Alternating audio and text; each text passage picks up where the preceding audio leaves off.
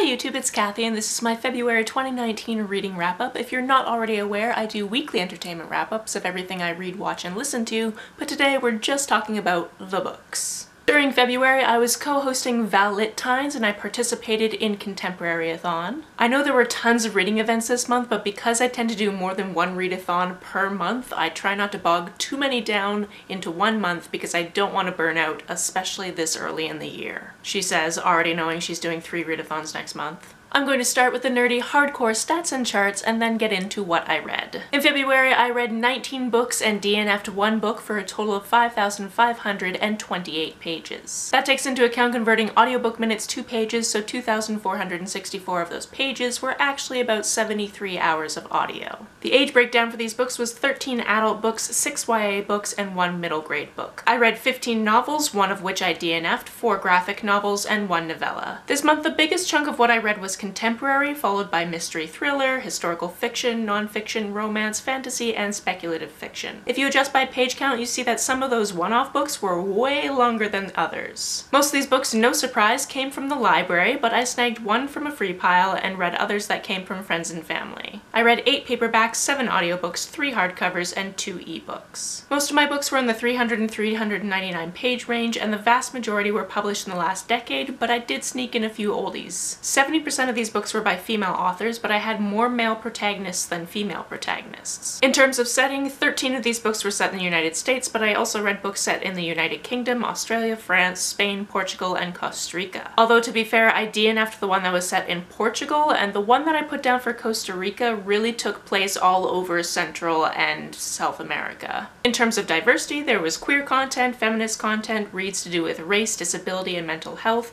a couple of translated books. About 30% of the books had no significant diversity, but 15% had more than one type of diversity. In terms of star ratings, this month I had 1 1-star book, 1 2-star book, 2 3-star books, 3 3.5-star books, 4 4-star books, 3 4.5-star books, and 6 5-star books. Let's start with the lowest rated and work our way up to the highest, shall we? My 1-star book for this month was the book I DNF'd, and that was The High Mountains of Portugal by Jan Martel. I only got about 30 pages into this one before I just closed it, put it down. I meant to get back into it because it was actually the book selected for one of my local book clubs this month, but I just didn't, and that meeting has long gone and I did not read the book. However, I did go to the book club meeting where my friends told me that it was kind of split up into 3 different stories that were sort of interconnected, and all of them were very weird. And usually I'm good with weird. I very much like weird. However, the first 30 pages in this book kind of jumped around in the timeline and different things were introduced and I really didn't know what was going on. It was hard to follow and I put it down. My 2-star read this month was something I DNF'd in high school and then brought back for one of the challenges for Valentines, and that is Lord of the Flies by William Golding. I remember in high school thinking, why are there no women in this book, which is definitely one of the reasons why I put it down. And the addition of the audiobook I listened to was actually recorded with the author doing the narration, and there was kind of an intro where he talked about how other people have asked him, why are there no women in this book? And his answer was something to the effect of, well, I've never been a woman or a wife or a mother or a daughter, so how could I possibly write that? And I'm just going, dude, have you ever been stranded on an island with a bunch of boys? Because that's what you wrote. Obviously not everything about this book was terrible. It did have some redeeming qualities. Although because it was written in the 50s, I wonder if some of the things that I thought might have been done on purpose weren't done on purpose and were just actually terrible instead of being ironically terrible. In any case, I didn't like it in high school, I didn't like it now. On to my 3-star reads, and I just realized the lowest of my 3-star reads is another book I read for a book club. So I don't know if I'm just really not enjoying what other people are picking for me to read each month or what's going on. I didn't really get on with this one. I finished it at least. The book in question is There But For The by Ali Smith.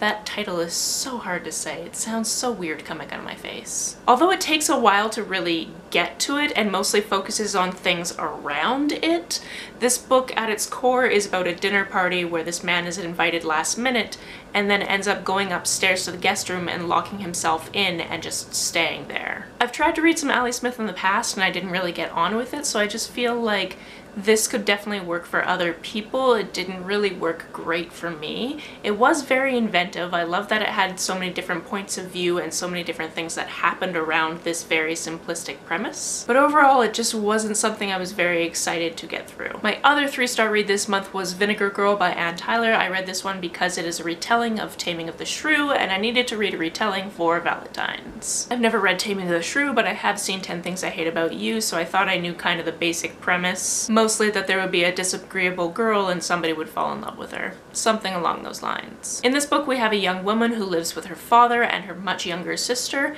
and her father works at this lab. He's got a lab assistant whose visa is about to expire, and basically he wants his daughter to marry his lab assistant so the lab assistant can stay in the country. Having never read Taming the Shrew, I can't speak to how exactly this translates in, but it seems like a very modern take on the whole parents arranging marriages for their children type of thing, and I enjoyed that aspect of it up until the ending. When we got to the ending, it just didn't make any sense, and I just really didn't enjoy it. But this is getting a 3 stars because up until that point, I was enjoying this. On to my 3.5-star reads, the first one being Captain Marvel, the World's Mightiest Hero, Volume 1. That is a mouthful. This is a graphic novel about Captain Marvel, since the movie is finally coming out in March, which is probably when you're seeing this, let's be honest. I'm filming on the 28th. Will I get it done? These videos are long and I still have to caption. In any case, my local book club decided we'd do a short book this month. This one seemed like a good idea because the movie's coming out, and I actually really enjoyed this. I don't know much about Captain Marvel's backstory, and this actually did a really good job of filling in some of the origin story type stuff. Am I super ready to pick up the next volume? Not exactly. I mean, I did really enjoy it. I didn't really like the visual style of it. People's faces are done in this style that just doesn't really work for me. But I enjoyed the story, I enjoyed the banter. I'm so looking forward to seeing the movie, which I know will be a completely different story in itself, but seeing this character on screen, especially with an actress I like, very excited for it. My next 3.5-star read was In Sight of Stars. This one starts out very chaotic because somebody has just had a mental break and then are hospitalized for it. And you go through this story trying to figure out what's been going on in Clay's life for the past year and what led him to the night in which he ended up hospitalized. There were certain aspects of this that made me wonder if the writer did their due diligence in terms of researching mental health going into this book, but overall I think it was very well done. I would have to kind of research that. And because this isn't a book I absolutely loved, I probably will never do that research. If it was something I absolutely loved and I had those questions, I would look more carefully at it just to make sure that I wasn't hyping up something that definitely did not need the hype for certain reasons. That being said, this book depicts people having open dialogues, people working through their feelings, people getting help on the page, and all of that is very important. My other 3.5-star read this month was The Untold Story of Talking Books. Yes, I listened to an audiobook about audiobooks. If you have not noticed, I'm kind of a nerd. Audiobooks have had a complex history dating back to about the 1930s and moving forward. It used to be that audiobooks were only tools for people who could not see, and mostly people that lost their sight as adults or young people and had not learned Braille. Publishers were originally hesitant about audiobooks even becoming available because they figured then other people would also want to consume them and their sales for print books would go down. I mean, obviously somewhere in the timeline they figured out that they could just charge for audiobooks because obviously people listen to audiobooks these days. What I really appreciated about this book is it went through the history not only in North America but also in the UK. However, because that was done in 2 different sections, it made for a very repetitive book to listen to. There were parallels between the 2 continents as to people's opinions on audiobooks and how long it took them to become formulated and whether or not people who were sighted could use them, and all of these different things that you could think that we've ever said about audiobooks kind of happen in both locations, and then the book went through it in both locations instead of picking and choosing and maybe slimming it down a little bit. That being said though, I found it fascinating, so if this is your type of nonfiction, definitely pick it up. On to my 4-star reads, the first one being a graphic novel, Blue is the Warmest Color. I am aware that this is also a film. I have not seen it. I do know my library has it though because I checked it back in the other day. This book is about a woman whose lover has recently died and left her a diary to read from the time where they started to get to know each other and became lovers. I really enjoyed the art. The story was interesting. I had a couple of questions when it ended just because I thought that a couple of things could have been explained a little bit better, but overall this is an extremely sad story and it's also beautiful. My next book is The Magic Misfits, the second story, which is the second in the Magic Misfits series. Could I come up with a more convoluted sentence? Probably not. This series is about a group of kids in a small town who are magicians, and I really enjoy it. I think that the way that this is going, each new book is going to have a new protagonist, because in the first book our protagonist was Carter, who is new to this small town. In this second book it is Layla, who is the daughter of the owner of the magic shop, and basically they go on adventures, magic ensues, you have to figure out if it's sleight of hand magic, if it's actually magic, there's fortune tellers involved in this one.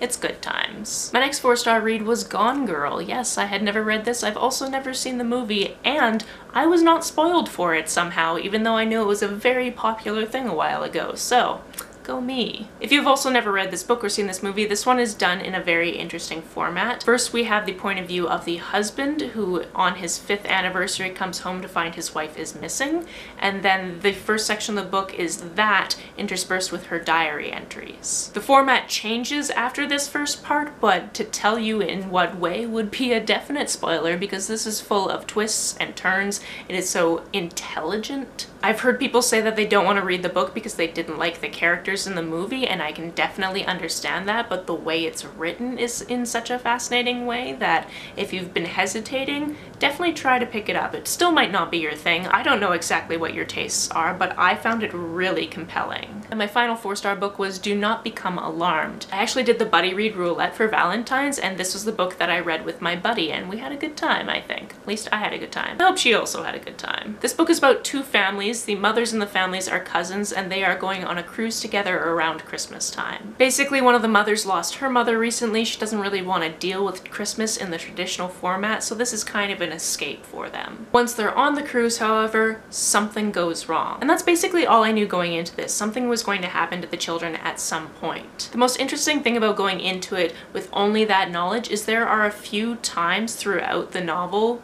as it's just starting up, where things could go very, very wrong for the children, but they don't, and it kind of fakes you out until you get to the actual disastrous event. What I really liked about this was it interweaving between these different points of view, because obviously when the characters split up, you're going to have different points of view and different areas that the characters are in, and you have to check back in with them. And then there was also this side plot, and I can't tell if I liked it or if I didn't like it. Basically in that side plot, you are following a small child and her uncle as he is trying to take her north to be with her parents in the United States. And for quite a while, you're wondering how this is going to intersect, if it's going to intersect, and it didn't really feel like it fit. It sort of did. I feel like this book also could have done without it and would have been just as good. But then again, if it didn't intersect, then things would be very different in the end. And yeah, I don't really know my feelings about this yet. This book definitely has trigger warnings because, as you can tell, some bad things happen to these children. So if you need to know what those are ahead of time, just feel free to DM me and I can tell you. Or you can look up a review that includes trigger warnings. On to my 4.5-star reads. The first one was also a buddy read. This was Once Ghosted, Twice Shy, and I buddy read this with Mel from Mel to the Any. This is a novella and it's book 2.5 in the Reluctant Royals series, but you don't need to have read the series to get the gist in this book. Basically, a few months ago, these two characters got together, they really liked each other, and then one of them kind of cut the relationship off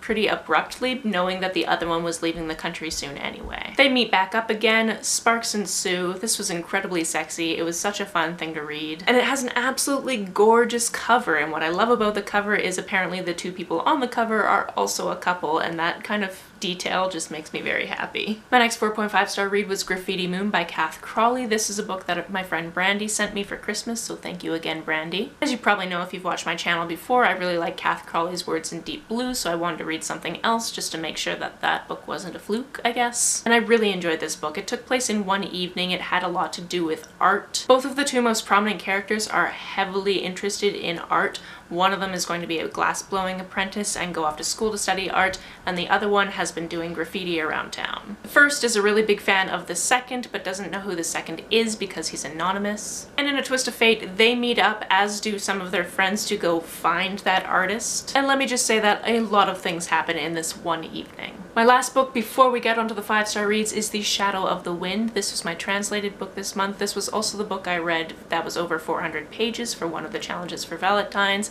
It was almost 500 pages and I thoroughly enjoyed it. This book opens with a 10-year-old protagonist being taken to something called the Cemetery of Forgotten Books. There he is told to go through this huge place just stacked with books and pick one to be the guardian of. Eventually he finds out that there is a big mystery to do with the author of the book he chose, and somebody is trying to destroy all the copies of that author's work. This book is complex in that there are parallels between the story of the book that he chose, the story that we are in, and the story in flashbacks. As this main character goes on, he's trying to figure out the mystery of this author, the mystery of the book, who's trying to get rid of all of his books. And we all know by now that I love a bookish book, and this was definitely one of those, and I thoroughly, of course, enjoyed it. We've gotten to the point in the video where I realize that I keep saying I enjoyed it, but of course I enjoyed it. It's a 4.5-star read for me. So on that note, let's just go right into the 5-star reads, the first two being Fence Volume 1 and Fence Volume 2. This graphic novel series is about boys who fence,